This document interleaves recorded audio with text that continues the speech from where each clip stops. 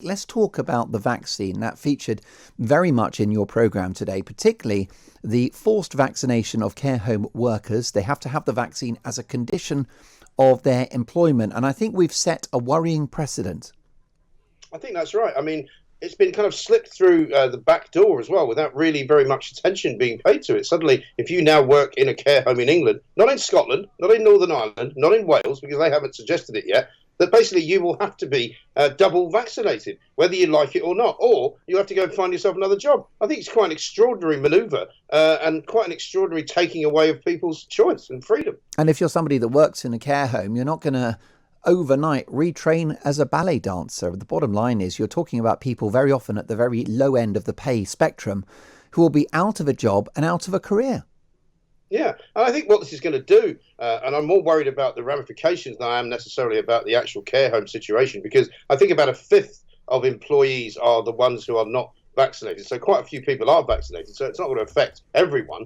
But I mean, where does it move? Where does it move? What it does is it gives companies the right to perhaps impose this on their own employees. What about pilots? What about aircrew on planes? What about people who operate in hospitals? What about people in doctors' surgeries? You know, before you know it, they might be saying to you, Mark, you can't come into the building there at News UK unless you've had 2 vaccines. Well, if you come into contact with any other member of the human race, there's an argument for the forced vaccine. And that's why we don't want to set that precedent, Mike. And it seems like another example in the pandemic where we have torn up the rule book, not just about our constitution, but about the values of this country.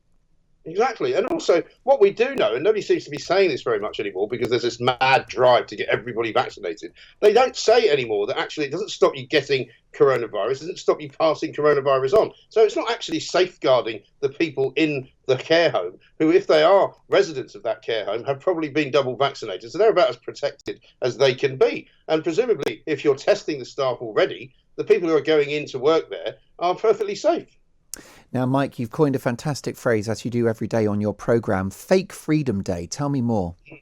Well, Fake Freedom Day for me has been insulted because it has been made into Fake Freedom Day by the likes of Andy Burnham, Sadiq Khan, and a whole bunch of other sort of pen-pushing bureaucrats. I didn't know, for example, that there's mayors and council leaders in every borough of London, and they're all going, oh, do you know what? I think we'll just keep wearing masks. Now, masks have been made basically unnecessary by Boris Johnson. The government have said it is no longer compulsory to wear a face mask. However, we'd like you to if you don't mind.